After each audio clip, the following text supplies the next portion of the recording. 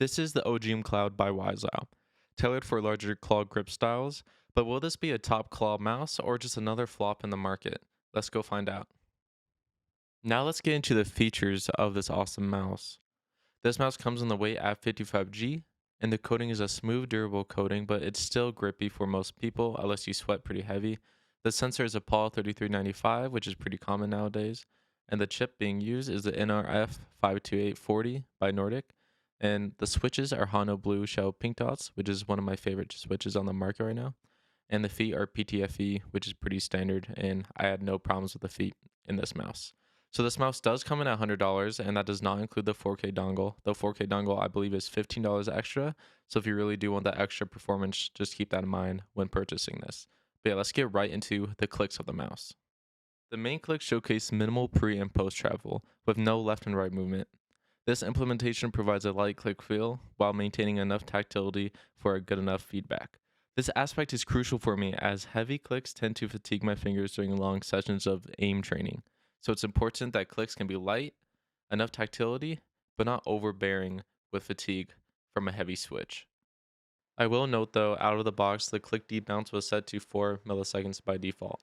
So you will want to download the software and change the debounce to 0. Also, if you plan to only use 1 kHz polling rate, be sure to enable high speed mode for extra performance. Do note that high speed mode will decrease battery performance, but in my experience, it wasn't drastic. In terms of side button quality, they are good, especially in comparison to most mice on the market currently. But they do feel and sound very hollow, and I wish they were a bit more tactile in the Switch itself. But currently, the Switch is very dull, and I'm just not a big fan of that. I will say the construction of the side buttons feel high quality and very sturdy, and I bet they'll last for a very long time. Let's quickly go over the feet. They are PTFE and they feel on par with most Lamzu mouse feet. I personally see no reason to upgrade to aftermarket skates since these feel great stock. And don't you worry, there's USB-C. It's awesome to see that this is becoming the new standard. Now let's get into the shape.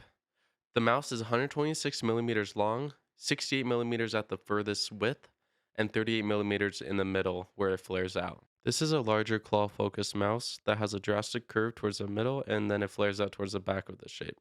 This allows for a locked in grip that can either benefit you or cause cramps due to the grip. Since I have smaller hands and tend to do a fingertip claw hybrid, this shape is really not for me. In my opinion, this mouse suits best for large to medium claw users, and I just would recommend fingertip or palm users to explore different options on the market. The shape is directly inspired from the Sensei 10 by SteelSeries, so if you love that shape or originally have that mouse or still use that mouse, I would definitely recommend picking up the Cloud. Since it's a direct upgrade with its weight and the higher quality and has better performance, it's a no-brainer to pick this up for you. But I will say, in comparison to the original shape, it does feel slightly wider. I don't know if that's just my experience, but when I was using the two shapes side by side, it felt a bit wider with the Cloud.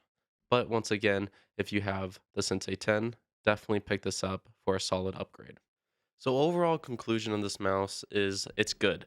The quality is fantastic, the performance is perfect, and everything about the mouse is top tier. From the switches, the coding, the build quality, and the only nitpick is the shape, which is fully preference. So that's the only reason why this will not be staying on my desk is the shape. But if the shape sounds like it's gonna be perfect for you, or if you use a larger to medium claw grip, definitely pick up this mouse. It will be worth it, especially for the price tag at $100. But I want to thank you guys for watching this review. It's a new format I'm testing out, so I appreciate everyone staying with me. And I'll see you in the future with more reviews. Peace out.